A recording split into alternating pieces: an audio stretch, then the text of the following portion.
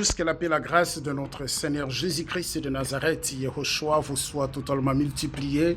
J'espère que vous allez bien. Oui, vous connaîtrez la vérité et la vérité vous affranchira. Je vous laisse d'abord regarder la vidéo qui va suivre et nous nous verrons de l'autre côté. Merci. Et j'ai longtemps hésité avant d'ouvrir ma bouche et de dévoiler tout ce que je savais sur les peuples africains. Mais je sens que le moment est venu de dire la vérité, de dévoiler. Je ne sais pas comment vous allez le prendre, mais je pense et je suis pratiquement certain que je suis peut-être le premier dans notre génération à expliquer des choses pareilles. Ça n'a jamais été encore fait avant moi. Comment se fait-il que finalement les deux peuples les plus attaqués, les plus poursuivis, les plus humiliés dans pratiquement toute l'histoire, surtout par le monde occidental, sont les Juifs et les Noirs? Pourquoi? C'est quelque chose qui interpelle. Comment se fait-il? Comment c'est possible que les deux civilisations les plus méprisées, les plus humiliées, les plus poursuivies de l'histoire, parce qu'il semblerait que dans le subconscient ou même dans le conscient des dirigeants occidentaux, ils savaient que le peuple noir avait une mission. Quand tu veux savoir quelle est la mission d'un homme, regarde le mal qu'on lui fait. Si un homme est transformé en esclave, ça veut dire qu'il a une nature de roi. Et pourquoi on le transforme en esclave? Pour l'éloigner au maximum de sa mission d'être un roi. Plus un être, un peuple, une civilisation, une nation est humilié, et plus c'est la preuve que sa mission est d'être tout en haut. On va aller plus loin. Là, vous vous tenez bien, vous attachez vos ceintures pour pas tomber. Je vais vous expliquer quelque chose d'extraordinaire. En hébreu, le mot noir se dit kushi. Alors bien sûr, vous ne connaissez pas l'hébreu, mais faites-moi confiance. Le mot kushi s'écrit en hébreu Kaf Vav Shin Yud.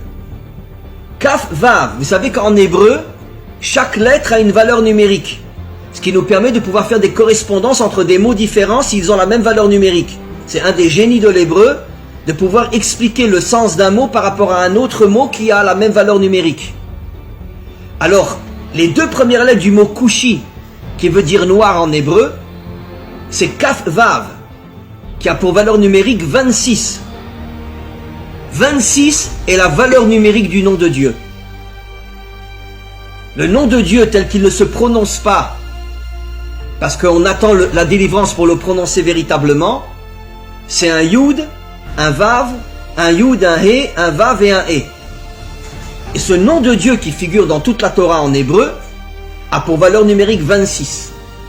Après vous avez Kou, donc Kaf Vav, le nom de Dieu, le véritable nom de Dieu dans le mot, donc qui fait allusion aux Africains, aux Noirs. Et après vous avez Shin Yud, qui veut dire Yesh. Ça veut dire que Kushi signifie Yesh Hashem, il y a Dieu. Ça veut dire que dans l'Africain se trouve Dieu. C'est absolument incroyable. Dans les peuples africains se trouve le Dieu authentique qui a pour nom Yudke Vavke. Incroyable.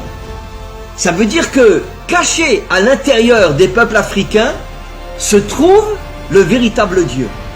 Et c'est pour ça que en hébreu on appelle le noir Kushi, qui fait allusion à Yesh Havaye. Dieu se trouve à l'intérieur des peuples africains. Incroyable. Incroyable. On va aller plus loin.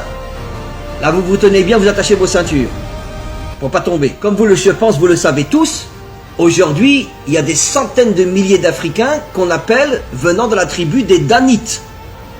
D'accord? Vous avez entendu parler de ça, bien sûr, la tribu des Danites. Ce sont des centaines de milliers d'Africains qui sont surtout au Congo, au Gabon et en Côte d'Ivoire, il y en a pas mal. Mais au départ, les Danites se sont enfuis du côté est de l'Afrique et ils sont arrivés en Éthiopie, d'où l'origine des Juifs éthiopiens, qui sont pour la plupart revenus en Israël ces 30-40 dernières années. C'est important. Ça, par contre, j'avais déjà expliqué, mais je vais vous le redire. Pourquoi? Pourquoi les Noirs? Eh bien, parce que nos maîtres nous révèlent depuis des millénaires que la couleur qui correspond au dévoilement de la royauté de Dieu, c'est la couleur noire. Ça veut dire que vous savez que dans nos textes, chaque attribut divin, chaque qualité divine lui correspond une couleur. Par exemple, la bonté, c'est la couleur blanche. La rigueur, la dureté, c'est la couleur rouge. Et la royauté de Dieu, c'est écrit dans nos livres depuis des millénaires, c'est la couleur noire. Alors c'est absolument incroyable. Ça confirme encore ce que j'ai dit. On va aller plus loin. Quelle a été la première épouse du premier libérateur d'Israël? Celui qui nous a sortis d'Égypte. Quelle a été sa première épouse? Une Africaine. Pourquoi? Pourquoi Moïse?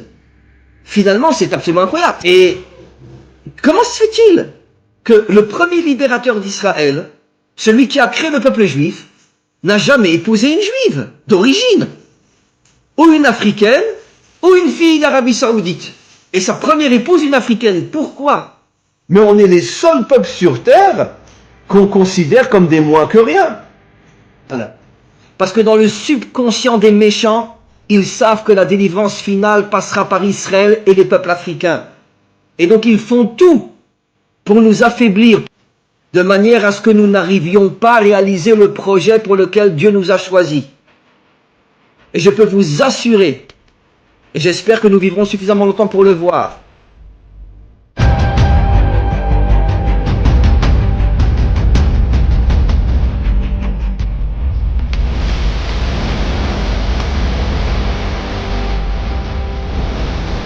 Que le Seigneur vous bénisse. Et notre rendez-vous est pris dans notre prochaine vidéo et veuillez partager à beaucoup plus de personnes. Merci.